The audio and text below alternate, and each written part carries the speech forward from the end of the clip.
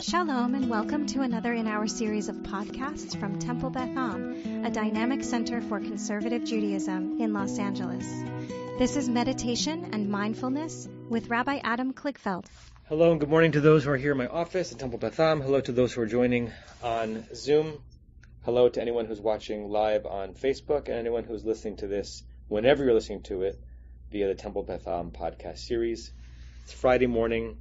Another week has gone by. Another opportunity for us to gather ourselves, be with one another, and also be with ourselves in an intimate way. Right? Meditation in a group is always about half-half. You're doing it with other people, and it's a shared experience. But when you close your eyes, it's only you. Right? No one can peer in.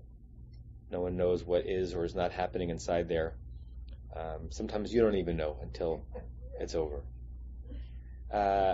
In the Taste of Torah that I wrote for this week that'll be published soon, I use a comment by the Baal Shem Tov, the founder of Chassidut, on a part of Parshat Yitro that doesn't get a lot of attention. The part of Parshat Yitro that gets the most attention is the Ten Commandments.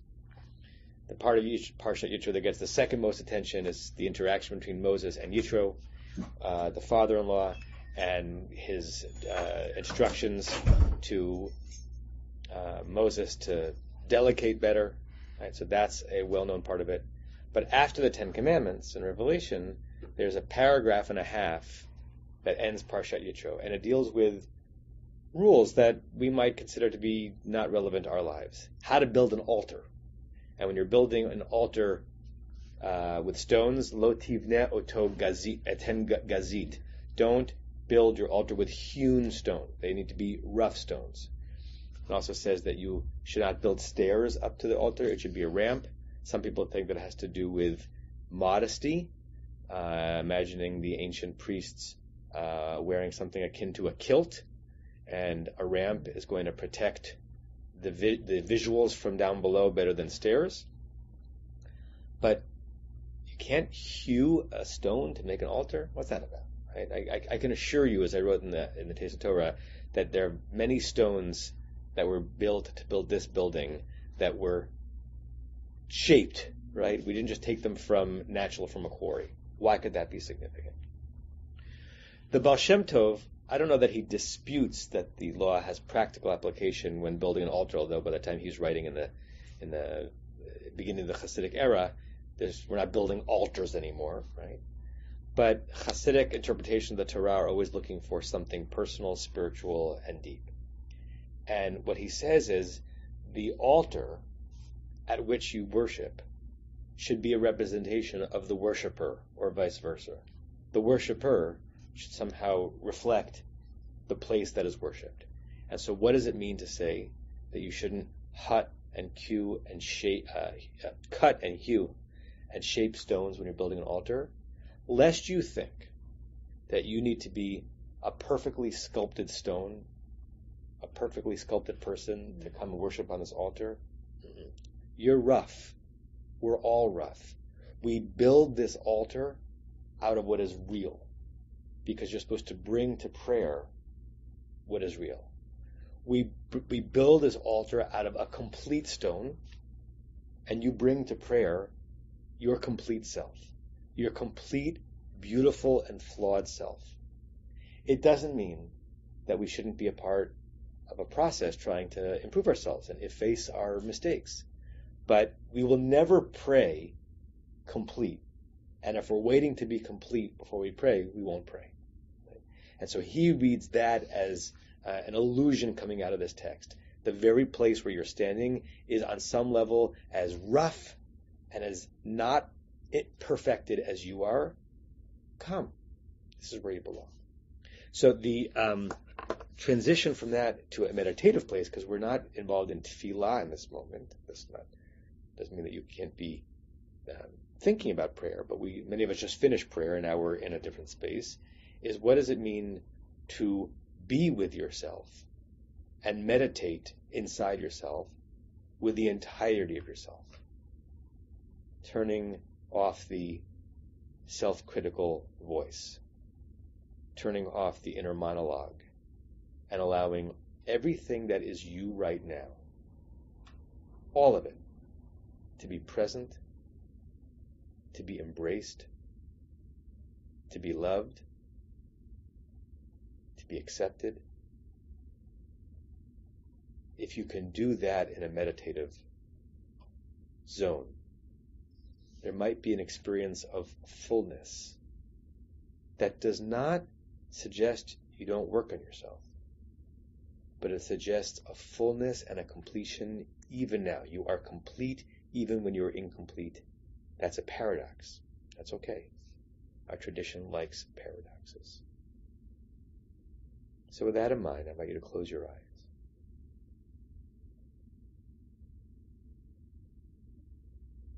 And we'll start with our bodies and then move to ourselves. You can't possibly have consciousness about every part of your body simultaneously. But see if you can use your mind to connect with every extremity, to see and to love every part. To imagine every square millimeter on and within your body as being no less essential than any other. Especially the parts you might not like.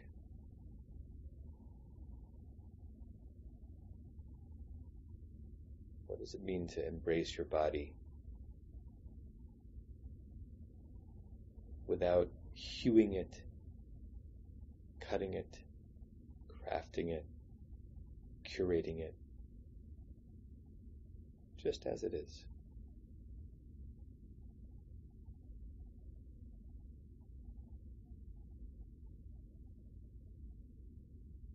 Can you come to some greater reverence or awe for this container of your spirit? Breathe into that for a few moments. And anytime you feel your mind straying or rejecting the idea, force it in the other direction. Stay with it. Stay with you. All of you.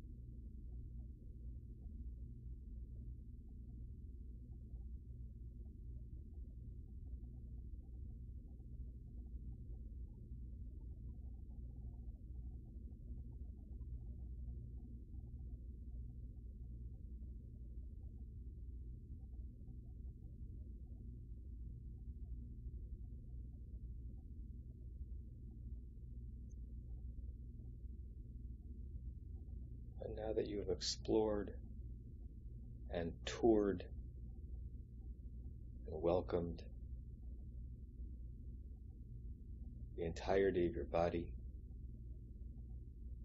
with no judgment. Move from physical to spiritual, from material to ethereal, and go on a similar journey of the self, the personhood, all of you. Go to places that literally no one else alive exists. The privacies of the private, the most closely guarded chambers, the exquisite pieces of you that no one might ever know, the darknesses of which you are normally ashamed. Just for now, stop shaping that stone. Just for this moment, bring yourself to the altar as you are. Be the altar. Rough, unhewn,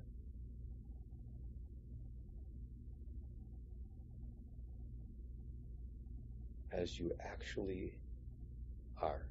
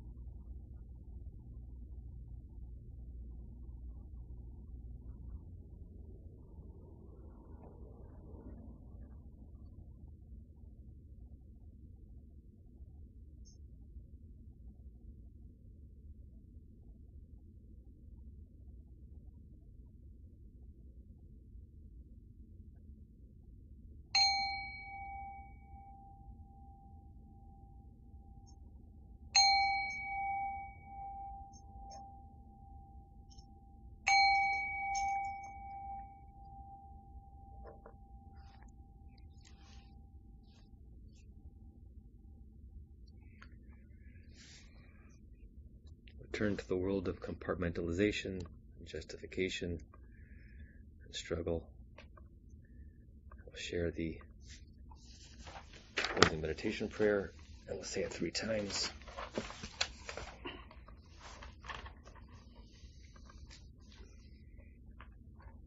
May we and all beings have happiness and the causes of happiness. May we all be free of suffering and the causes of suffering. May we all experience true happiness that has no taint of suffering. May we live in great equanimity, free from burdening attachment to loved ones and contempt for others, but rather with compassion for all. May we and all beings have happiness and the causes of happiness. May we all be free of suffering and the causes of suffering. May we all experience true happiness that has no taint of suffering. May we live in great equanimity, free from burdening attachment to loved ones and contempt for others, but rather with compassion for all. May we and all beings have happiness and the causes of happiness. May we all be free of suffering and the causes of suffering. May we all experience true happiness that has no taint of suffering. May we live in great equanimity, free from burdening attachment to loved ones and contempt for others, but rather with compassion for all. I say to you all, Shalom, Namaste, Shabbat Shalom. Next week we'll have this as normal. On my sabbatical, Rabbi Chorny is going to be holding down the slot most weeks. Sometimes Rabbi Shapiro. I think there's a separate text chat that she sometimes communicates in. So the default will be that there'll be a meditation on Fridays, but it'll depend on a particular schedule. You have been listening to another in our series of podcasts from Temple Beth Am, a dynamic center for conservative Judaism in Los Angeles. If you enjoy these podcasts, we invite you to write a review on the Apple Podcast site or wherever you get your podcasts. For more information about Temple Beth Am Los Angeles, go to tbala.org.